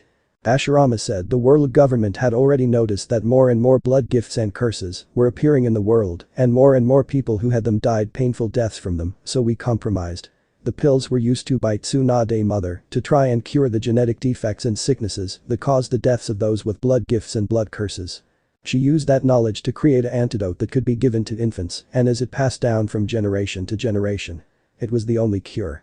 Nothing could be done for the people who already had it, but it was better than nothing, so we agreed to create Suna, Iwa and Konoha, and we would take orphan children and give them the shot and let them be raised in the regular world so that the cure would be spread into the gene pool and stabilize it. Every year we would send 200 children there. Since the information Sukub had was on our DNA and not regular human DNA or evolved Pokegirl DNA, it had to be our children that would get the shot. Asande Ami said at that time we were afraid the world government would turn on us after they got the cure, so we also made it where we would train our people to defend ourselves. That was why we became a ninja village. As we built Suna, Iwa and Konoha, someone built Kumo, Mizu, Waterfall, and several other smaller nations, fearing that we would take over them not knowing about the real world or the deal that was made. Iwa had a ninja sneak into an orphanage in one of the smaller ninja villages to get a couple of children for the deal and was caught. Since he didn't know why he was kidnapping the children, the ninja was killed and that sparked the first great shinobi war. Toji said, but if Madara was such a bad guy then why was he allowed to join Konoha and why wasn't he killed? Hashirama said Madara was too influential at the time. He had over 200 Uchiha in his clan and allies with over 2,000 influential people around the elemental nation. Killing him would have caused a huge problem since he had sleepers who he had used his bloodline on to release the information about Pokegirls to the elemental nation if he died, thus ruining everything. None of the other guardians trusted him and the world government had already left with our deal intact, leaving him in our hands, and since I was the one who everyone outside of the guardians believed defeated him, I was responsible for him. The only thing I could do was limit his power and keep him where I could keep an eye on him, and so that is how the Uchiha clan came to Konoha. Everything was fine until Madara killed Jiraiya's father looking for those pills. Unfortunately for him, he didn't know about Jiraiya being born or that his father had entrusted all the pills to my wife for her research for a cure. The only pill that wasn't there was the pill on how to turn someone into a Pokegirl, which he kept himself to make sure she accidentally didn't take that pill and turn everyone here into Pokegirls. Madara, when he killed Jiraiya's father, took that pill. Ino said, wait a minute, if Tsunade's mother took the pill, then how are they still there? Jiraiya said they're not like regular pills. Actually, I don't know if you can call them pills. I would call them seeds actually. Anyone who takes the seed will take it like a regular seed, but 24 hours after taking it, you cry a tear of blood and that blood turns into a new seed. Some may call him a madman, but Sukub was a brilliant scientist. Naruto stood up and grabbed his Pokeballs and started for the tunnel, and Hashirama said, where are you going? Naruto said, I've got the info I came to get. Orochimaru is going to attack the village at the finals of the Chunin exam, along with his hidden sound village, and I think Suna. They're going to release a sand Pokegirl on the village also that was sealed in the Kazekage Sun. A Konoha genin named Kabuto is also an enemy ninja who killed Choji in the future. I'm done. As he turned and started to walk away and vines blocked the tunnel. Hashirama said, you may be done but we're not. You have duties you have to fulfill. Naruto, whose back was to them, said, really, and what are those duties? Being the village's whipping boy, being thrown away and used by everyone around me. Sorry. I've got more important things to do. You obviously got things handled here. As he raised his hand and formed a Rasengan, making everyone wide-eyed as he slammed it into the vines, and they were blown away before new ones regrew. Hashirama said, I can keep this up all day. Naruto said, you don't want to play that game, old-timer. I can deal with them without chakra. As he unsealed the head-chopping cleaver and sliced through the vines and darting down the hallway, only to be pulled back into the room wrapped up by the vines and hung upside down, and Hashirama said, had enough. Naruto smirked and Hashirama's eyes got wide as a wall of wood quickly formed in front of him as Naruto exploded, destroying the wall, and a second Naruto came out of the tunnel bound and gagged by vines as a wood clone stepped out and said he hinged himself into his blade, preforming a sealess and smokeless replacement and creating an exploding clone at the same time after he entered the tunnel. Before it dissolved into wood. Naruto glared at Hashirama, who said, not bad, kid. That would actually have worked on most high chunin and low jounin. I got BP and nearly paid for it had you clone not smirked. He picked Naruto up and threw him back into his chair as the vines held him and Naruto gag was removed and Hashirama said, "Now I trust there won't be any more distractions." Good. Seeing the scared looks the genin had. Shikamaru said, "If what you're saying is all true then why are we all here? Surely you would want to keep this a secret." Hashirama said, "Yes, you're right, the reason you're all here is because Madara is trying to force me out of hiding. When QB attacked, from what I was told, she was in her bowl all these years without taming. That's impossible. She may have been in her bowl and hadn't been tamed, but she wasn't wherever her pokeball was she escaped from. As Kakashi can tell you, his pokegirl was trapped in her pokeball in a scroll. I figure the QB." Naruto interrupted and said Kitsu as he glared at him. Hashirama said, "Very well, Kitsu must have also been sealed in a scroll as well, and then she was unsealed and placed wherever she was released from. Madara knew that I was alive after his defeat the last time we fought. He knew about the cure, so he must expect that I have the seeds and he wants them. Why else would he go through so much trouble to trick my family?" Everyone blinked and Chaoza asked, "Your family, what do you mean?" Hashirama said, "The fox there is Kushina Uzumaki Namikaze, daughter to Minato Namikaze, and Naruto is Naruto Uzumaki Namikaze, son of Minato Namikaze. Minato Namikaze was my son." At this, silence was heard followed by a scream of "What?" In the village of Konoha, Sasuke looked up and thought, "Sounds like Naruto." Naruto said, "What the hell do you mean that he was your son?" Hashirama said, "After Madara and I had our fight, at which time I thought he was dead and decided that I needed to vanish from the public eye to keep the fact I have eternal youth a secret. My wife died during labor with our son Nawaki, and as I was living the life of a nomad, I met a woman named Isis Namikaze and we had a son, but sadly she died giving birth also. I raised him until I heard about my brother Tobirama being killed, and the way he died did not sound right, so I met Sarutobi here and had him take Minato back to Konoha while I went to investigate my brother's death." Naruto said, "If you have eternal youth then why does the Sandaime look so old?" The Sandaime said, "I'm the guardian of the earth, Naruto. Earth slowly erodes and with it so does my age." Naruto nods and looked at Hashirama and said, "Well, if you're our grandfather then where have you been all our lives? Surely you could have saved us." As he indicated Kushina. Hashirama said, "I did not know about Kushina, and because I realized that QB appeared because Madara was trying to force me out of hiding, I had to remain hidden. I did help you when I could by having some berries and nuts to grow in the bushes you were hiding in, or having the bushes cover your trail. It wasn't much since the Uchiha clan was watching you looking for me to get the seeds. If Madara would get them then he could take over the world, enslaving or destroying everyone. That was why Sarutobi here placed a spy in the Uchiha clan who discovered the truth." Sakura asked, "What truth?" Sarutobi sighed and said, "The Uchiha clan was preparing to take over the village by assassinating me, the council, clan heads, and several key people who were loyal to me. When the plan to force Hashirama out of hiding to save his son and later his grandson failed, they decided a more direct action was required." Everyone was completely stunned and Shikamaru said, "But if the Uchiha were planning that then?" The Sandaime nods and said, "When the spy reported to me about their plans, I had to have them killed to save the village. Itachi was supposed to kill the Uchiha council, clan head and the head of the Uchiha police force. That was it. I didn't want all those who died to be killed. Only the ringleaders. Itachi reported to my office and told me that after he killed those I had ordered, Madara took that moment to kill the rest. Turns out, Madara hated the Uchiha clan because they sided with Hashirama when he killed Jiraiya's father. Madara offered Itachi a chance to join him and has been spying on Madara all these years." Naruto said, "Good, then you know where he is and he can be killed." Hashirama said, "No, Madara has become too strong for anyone to kill right now. He's experimented on himself using the seed he took and has trained and now has become a legendary poke person. He's too powerful for any person from Konoha to currently beat, including me. Also, Madara doesn't reveal himself but uses either clones or a type of astral projection thing he discovered or created, so we don't know where he is but just some of the things he's doing." Shikaku said, "And that is why you have us all here, isn't it?" Hashirama said, "Yes. I have several abilities, so I know about the events with your younger self Naruto and that you are from the future. I read each of your minds that are here to know what you know by using my wood ability. After discussing it with Jiraiya, Sarutobi, as well as a friend I have in the world government, we want to stop hiding our presence from the rest of the world, but we also need to deal with the threat of Madara, and now Raiden as he is called. In order to do this we need your help." Naruto asked, "What do you plan to do about Raiden?" Hashirama said, "If we can get him to stop his road of hatred, then we will do all we can to make sure that anyone he between now and then will only be small penalties. A year or two in jail, but if he can't be stopped the world government will have to declare him a criminal and treat him as such. The only chance he has is if we can save him." Ino asked, "But how can we help? You said it yourself that no one from Konoha can stop Madara." Hashirama said currently Mon 2 has actually helped us a little, but it will become a test of each of you here as you know Hinata Hyuga is not here. The reason she's not here is because after her visit from Mon 2, she killed the entire Hyuga clan, using the powers she got from turning into a Pokegirl, and has joined Raiden and Mon 2. Tenten gasped and said all of them even Niji. As she had tears in the corner of her eyes and covering her mouth. Asande Ami said yes.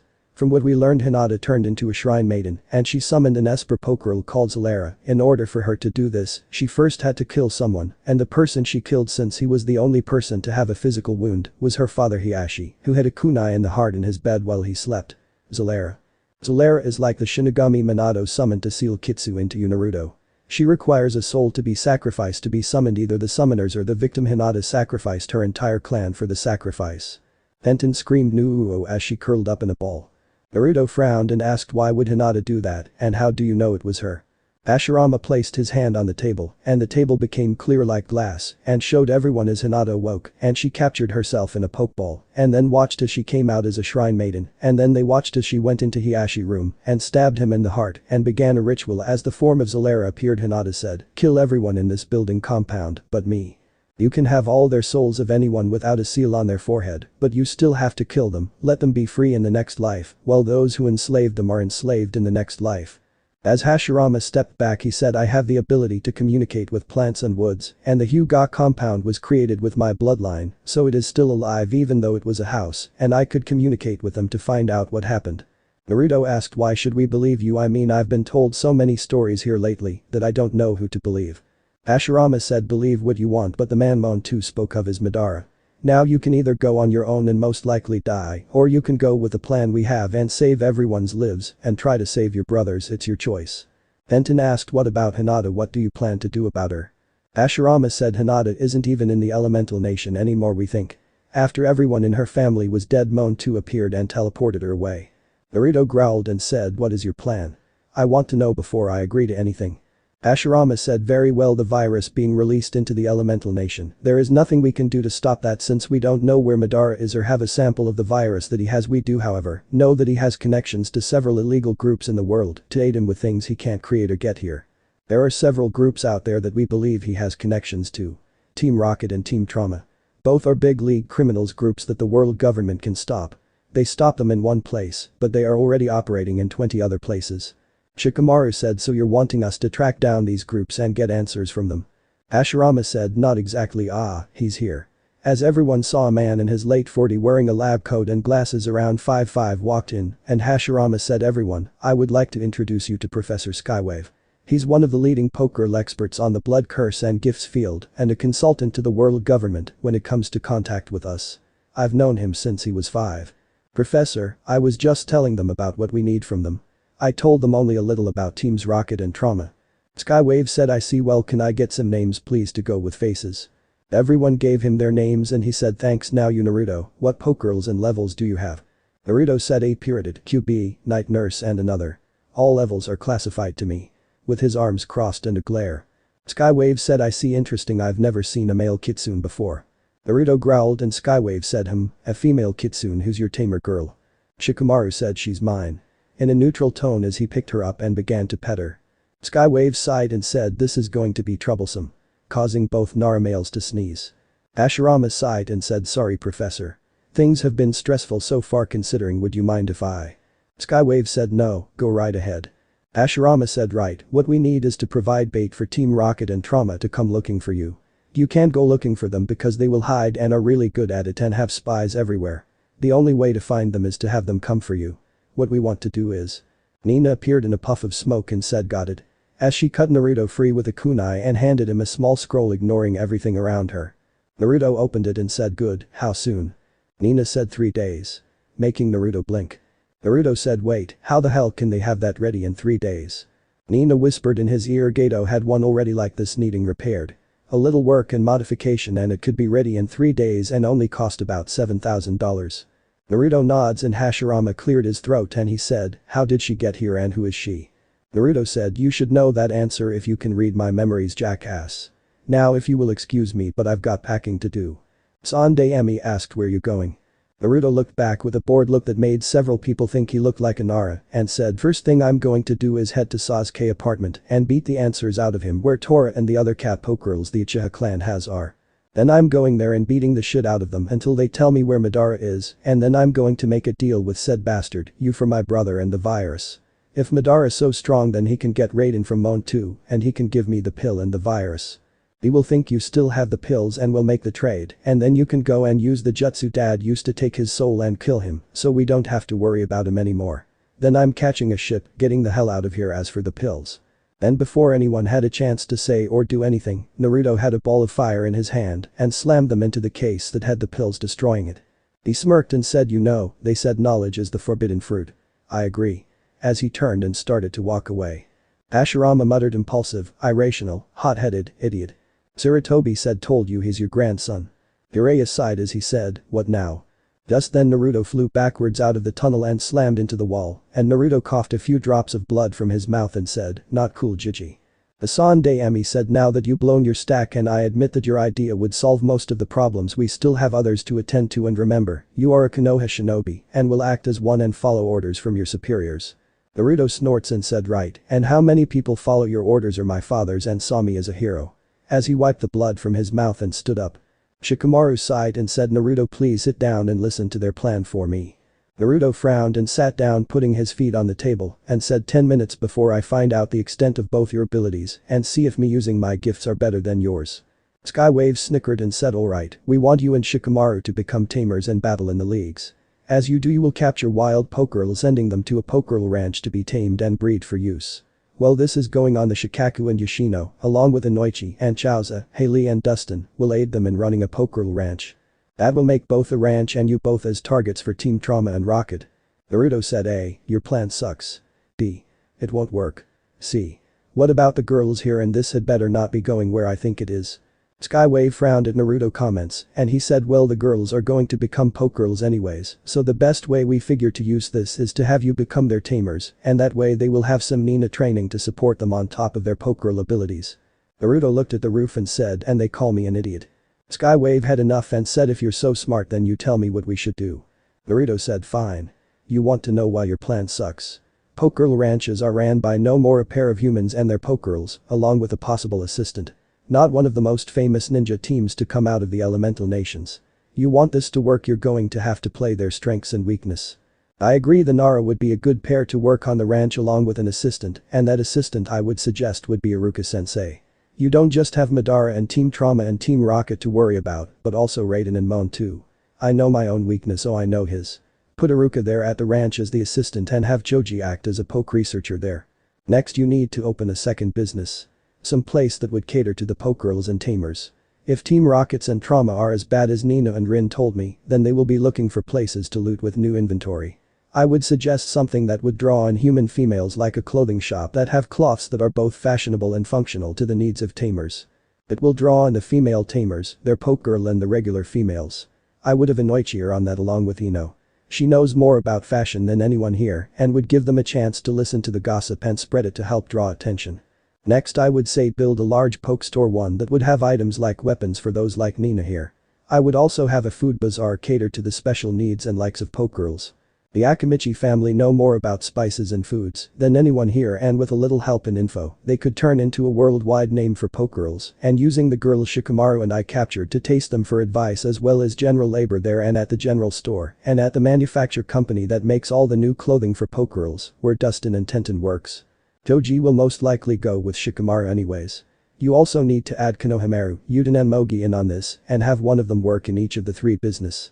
If you don't, then Raiden might attack them, but with them there he won't. Sakura said, "What about me? You didn't say anything about me." Naruto looked at Sakura and said, "You will stay here and be with your mother or retire. This isn't a game, Sakura. I've seen what it's like out there, and with the way you look and the way you are, someone will either mistake you for a Nurse Joy and try to capture you, or you will miss your family here and want to come back whining all the time, alerting everyone about this place or about Sasuke." Sakura frowned and said, "I don't whine." Everyone said, "Yes you do." Sakura crossed her arms and huffed, looking down, frowning. Skywave said, "You know that's not a bad idea, it could be used, but not the way you thought. I mean the ranch in general is a good idea, because we know that both Team Rocket and Trauma both kidnap Pokegirls. As for the rest of the idea, that's it. A super ranch.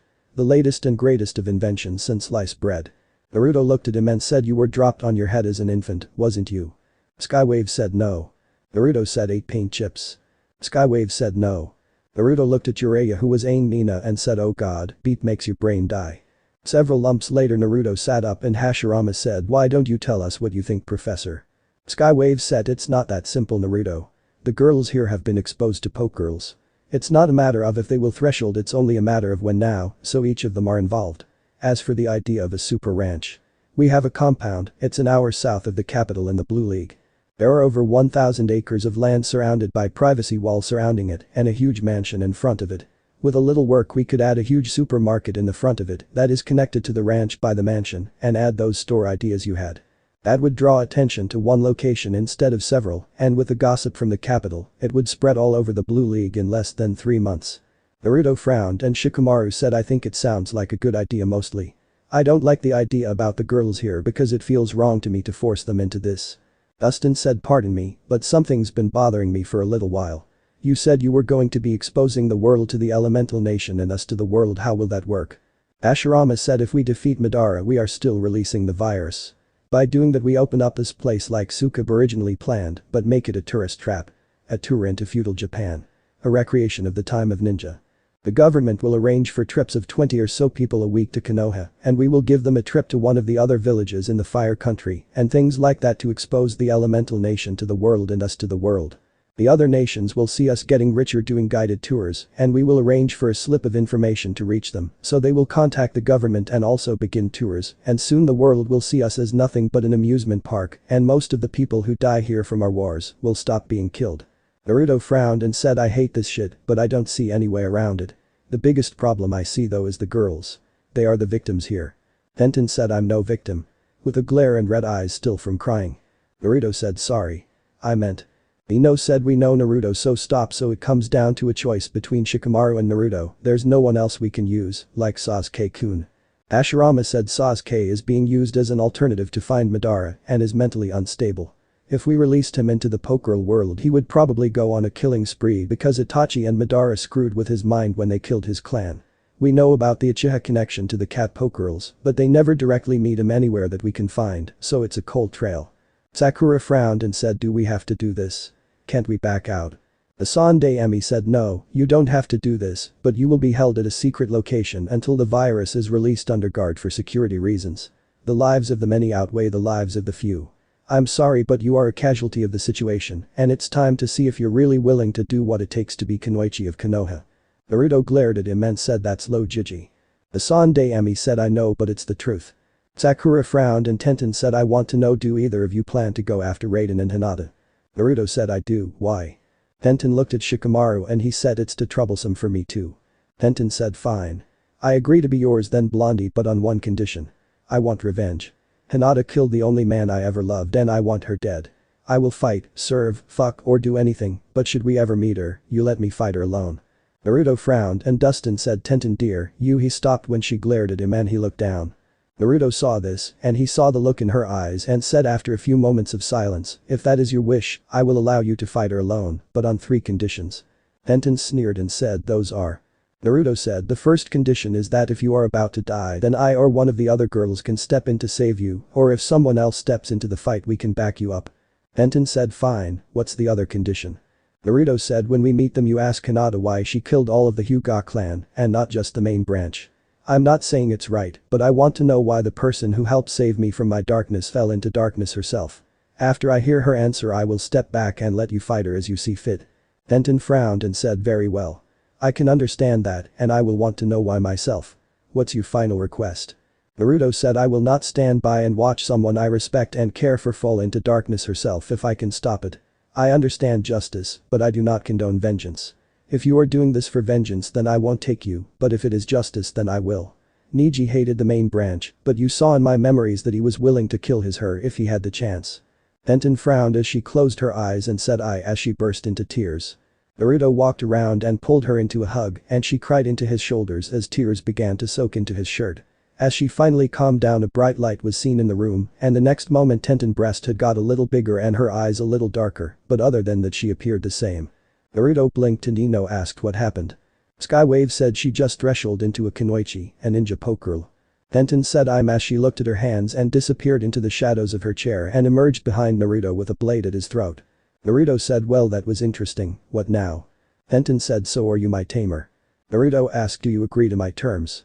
Tenten grabbed Naruto and smashed her lips to his and slammed him back on the table, using her kunai to cut his shirt off him and reaching for his pants when Dustin grabbed her and screamed Tenten stop. Tenten blinked and her eyes went wide as she looked at Naruto and asked wow what just happened? Ino said holy shit. What was that? Skywave said a basic reaction for a girl who thresholds. She will usually seek out the strongest male around and either try to get him to claim her or force him to. Shikamaru sighed and said that makes how many for you Naruto? Naruto said 5 I guess. As he refastened his belt and picked up Tenten Pokeball and threw it at her and she disappeared in a red beam. Dustin glared at him and said you better take care of her boy. She's my only daughter. Naruto said I will I just wish it wasn't like this. As he sat down on the table looking down. Shikamaru looked at Ino and Sakura and muttered troublesome. I get the two biggest fangirls possible. Earning lumps on his head from both girls. The Pokeball rolled across the table to him and he looked at it and then where it came from and Kakashi said I guess you need her more than me, enjoy. Shikamaru glared and Naruto snickered and said I feel sorry for you Shikamaru, you got Ino, Sakura and a girl named Fangirl along with my little sister. Ino said I never agreed to be with him. Sakura said me either. Naruto said well sorry to inform you girls, but I already know you're going to be a Nurse Joy and I have a night nurse which is an evolved form of Nurse Joy, so I don't need you Sakura. Shikamaru needs a medic for him though so if you become a Pokegirl, he's the only option unless you want to be Choji or Iruka sensei. The Sande Emi said I never agreed to let Iruka go. Naruto said listen. If you don't want my little brother to kill everyone destroying everything, then you need to let Iruka and the Konohamaru Corporation go to this ranch. At least this way they hopefully won't ever stain their hands with blood. The Sande Emi frowned and said very well. Ino said but what about me? Choji said I wouldn't mind being your tamer Ino. Ino eyes went wide and said Choji but. Choji said please Ino, listen to me I've liked you since we were little I know you don't like me because of my looks, but I would do anything for you and to make you happy I'll take care of you and protect you for the rest of our lives, please just think about it. Ino bit her lip and looked at Choji and then Shikamaru and asked are you going to be with Shikamaru and help him? Choji said yeah, he's my best bud. Ino looked down a moment and said will I be you alpha then? Choji said you could be my alpha, omega and anything else you want to be Ino. Ino smirked as she saw Choji parents and hers looking at her and said then shut up and kiss me you big lug. I swear you need a strong woman like me to keep you on your toes and keep you from pigging out. Choji eyes got wide and said you mean it. Ino nods and Choji moved quicker than anyone though he could and had Ino in a hug kissing her with every ounce of love he could. After several moments Choji broke the kiss and Ino stood there in a daze and she asked, is this heaven making everyone laugh? Sakura said I'm sorry I only became a ninja to be with Sasuke-kun. If I can't be with him then I don't want to be a ninja. Naruto said Gigi I know you said Sasuke is important, but how about a compromise let Sakura become Sasuke Pokegirl, but have Inoichi remove her memories of this meeting and let Sasuke come along with Sakura as his Pokegirl. You can even place a tracking seal on Sakura, so in case Sasuke does betray us to go to Madara, then we can find him would you agree to that Sakura? A compromise. Sakura looked at Naruto and nods, and the Sande Emi said, very well I guess we just need to finalize things then, and as for you Sakura good night. As a clone appeared behind her knocking her out. After that people planned for their coming adventure. So this part ends here. Alright that's it for today's video guys, let me know in the comments section how was the story and also don't forget to like, share and subscribe. I will meet you in another video, bye bye.